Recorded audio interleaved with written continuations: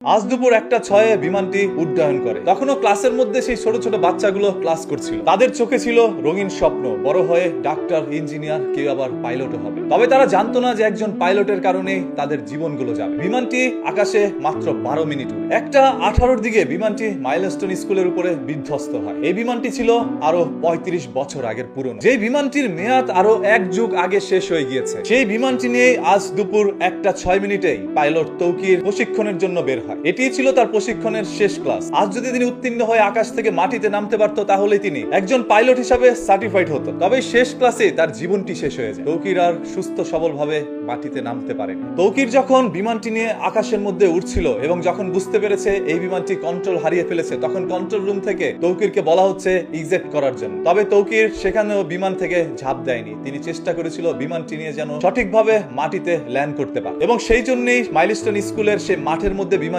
নামাতে নাই। তবে এর আগে বিমানটি মাইলস্টোন স্কুলের ছাদে পড়ে যায়। আর সেই ক্লাসের মধ্যেই ছিল আনুমানিক 100 থেকে 150 জন স্টুডেন্টস। ঘটনাটি ঘটার সাথে সাথে সেখানে প্রাণ হারায় প্রায় 25 জন শিক্ষার্থী এবং আহতের সংখ্যা 200-এরও অধিক। তখনও পাইলট তৌকির জীবিত ছিল। হসপিটাল মধ্যে নিয়ে যাওয়া হয় তাকে উন্নত চিকিৎসার জন্য, আর সেখানেই তার শেষ নিঃশ্বাসটি তিনি ত্যাগ করেন। আজকের এই মুমূর্ষু দৃশ্যগুলো আসলে কখনো ভাষায় প্রকাশ করতে পারবো না। আমি যখন দেখছিলাম সেই ছোট্ট ছোট্ট বাচ্চাগুলো রাস্তার মধ্যে দৌড়াচ্ছে এবং তার শরীর থেকে চামড়াগুলো উঠে যাচ্ছে, তখন সেই দৃশ্যটি দেখার পর কোনো স্বাভাবিক মানুষ আর সুস্থ থাকতে পারে।